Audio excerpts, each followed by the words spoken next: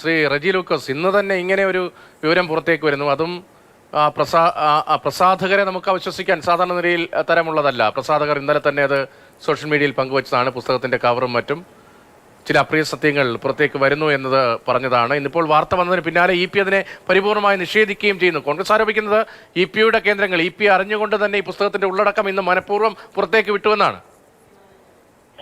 അല്ല, ഇവിടെ നമ്മൾ മനസ്സിലാക്കേണ്ടത് ഇന്ന് രണ്ട് നിയോജകമണ്ഡലങ്ങളിൽ, ഒന്ന് ചേലക്കര നിയമസഭാ നിയോജകമണ്ഡലം, ഒന്ന് പാർലമെന്റ് മണ്ഡലം വയനാട്. വോട്ടെടുപ്പ് നടക്കുന്ന ദിവസം തന്നെ ഇങ്ങനെ ഒരു പച്ച നുണബോംബ് പൊട്ടിച്ചതിന്റെ പിന്നിൽ കോൺഗ്രസിന്റെ പ്രതികരണം വന്നപ്പോൾ തന്നെ നമുക്ക് വളരെ വ്യക്തമാവും. കാരണം ഇത് പറയാൻ കാരണം, എഴുതിയെന്ന് പറയുന്ന ആള് തന്നെ പറയുന്നു താനെങ്കിലും എഴുതിയിട്ടില്ല എന്ന്. താൻ പുസ്തകം പൂർത്തീകരിച്ചിട്ടില്ല, തന്റെ കവർ പേജ് പോലും ഡിസൈൻ ചെയ്തിട്ടില്ല, ടൈറ്റിൽ പോലും ഇട്ടിട്ടില്ല. പിന്നെ എങ്ങനെ ഇത് പുറത്തു വന്നു എന്ന് അദ്ദേഹം ചോദിക്കുന്നത്. അദ്ദേഹം നിയമ നടപടി സ്വീകരിക്കുന്നു പറഞ്ഞു. അദ്ദേഹം പറഞ്ഞ വേറൊരു കാര്യം കൂടെ നമ്മൾ വളരെ ശ്രദ്ധിക്കണം. അപ്പൊ അതായത് അദ്ദേഹം പറഞ്ഞെന്താണ്, തനിക്ക് തന്നോടൊരു മാധ്യമത്തിന് വ്യക്തിപരമായിട്ടുള്ള ശത്രുതയുണ്ട്, അല്ലെങ്കിൽ തന്നോട് ഒരു ഗ്രഡ്ജുണ്ട്. അത് പക്ഷേ അതായിരിക്കും ഇങ്ങനെ ഒരു വാർത്ത ആ മാധ്യമത്തിൽ നിന്ന് പുറത്തു വന്നു. ഇതൊരു നുണ ബോംബാണ്, ഇതൊരു പെയ്ഡ് വാർത്തയാണെന്ന് പറഞ്ഞു. നോക്കൂ, കഴിഞ്ഞ ലോക്സഭാ തെരഞ്ഞെടുപ്പിനെ പറ്റി അന്ന് രാവിലെ അദ്ദേഹം പറഞ്ഞ കാര്യങ്ങൾ അദ്ദേഹം നിഷേധിച്ചിട്ടില്ല. അദ്ദേഹം രാവിലെ അന്ന് 7:30 ആയപ്പോഴത്തേക്കും പത്രക്കാരോട് വോട്ടെടുപ്പിന് ശേഷം അദ്ദേഹം വിവരങ്ങൾ പറഞ്ഞു. അതല്ല ഇത് അദ്ദേഹം പറയാത്ത എഴുതാത്ത കാര്യങ്ങൾ, താനങ്ങനെ ചിന്തിക്കുകയും ചെയ്യാത്ത കാര്യങ്ങൾ എങ്ങനെ വന്നു? പ്രത്യേകിച്ച് പാലക്കാട് സ്ഥാനാർത്ഥിയെ കുറിച്ച് അദ്ദേഹം വ്യക്തിപരമായിട്ട് പരാമർശിച്ചെന്ന് പറയുന്നതൊക്കെ നുണയാണ്. തന്റെ ആത്മഹത്യ അതില്ല എന്ന് പറയുന്നു. ഇപ്പൊ നമ്മളൊരു കാര്യം മനസ്സിലാക്കി, ഇത് ഉടനെ പ്രസിദ്ധീകരിക്കുന്നു അദ്ദേഹം പറഞ്ഞത്. അപ്പൊ ആ പ്രസിദ്ധീകരിക്കുമ്പോൾ ഈ പറയുന്ന കാര്യങ്ങൾ അതിനകത്തുണ്ടെങ്കിൽ ഇ പി ജയരാജനല്ലേ കളറാകുന്നത്? അതിനായി അദ്ദേഹം നിൽക്കുമോ? സുബോധമുള്ള ആരെങ്കിലും അത് നിൽക്കുമോ? അപ്പൊ അതിനൊരു കാര്യം മനസ്സിലായി, ഇന്ന് വോട്ടെടുപ്പ് നടക്കുന്നത് ചേലക്കരയും വയനാട്ടിലും.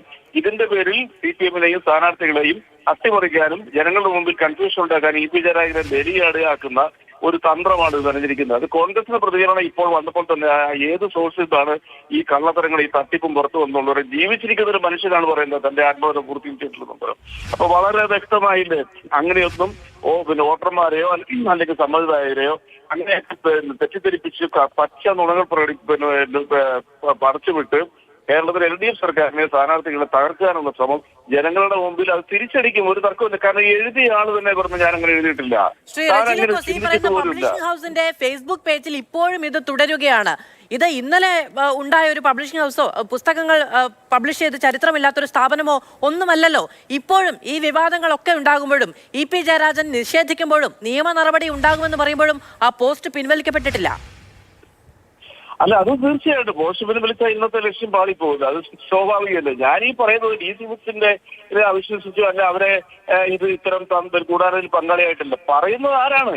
പറയുന്ന സാക്ഷാൽ ഈ ആത്മഹത്യ എഴുതിക്കൊണ്ടിരിക്കുന്ന ഇ പി ജയരാജനാണ് പറയുന്നത്. താൻ പൂർത്തീകരിച്ചിട്ടില്ല, താൻ 200 പേജ് മാത്രമേ എഴുതിയിട്ടുള്ളൂ, താൻ കവർ ചിത്രം പോലും ഡിസൈൻ ചെയ്തിട്ടില്ല, അതിന്റെ ടൈറ്റിൽ പോലും താൻ നിശ്ചയിച്ചിട്ടില്ല എന്ന് പറയുമ്പോൾ അദ്ദേഹം ഷാർജയിലുള്ള DC ബുക്സിന്റെ ബന്ധപ്പെട്ടപ്പോൾ അവര് പറഞ്ഞത് തനിക്ക് ഞങ്ങൾ ആലോചിച്ചിട്ട് മറുപടി പറയാന്നാ പറഞ്ഞത്. അദ്ദേഹത്തിനാണ് അദ്ദേഹം പറഞ്ഞു കഴിഞ്ഞപ്പോൾ നിയമത്തിനോട് സ്വീകരിക്കുന്നത്. ഇപ്പൊ വളരെ കൃത്യമല്ലേ? ഇത് വളരെ കൃത്യമല്ല. അല്ലെങ്കിൽ ഇ പി ജയരാജന് മൗനം പാലിച്ചാൽ പോരായിരുന്നു, ഇന്ന് വൈകുന്നേരം പുറത്ത് പറഞ്ഞാൽ പോരായിരുന്നു താൻ അറിഞ്ഞില്ല എന്നുള്ളവരും.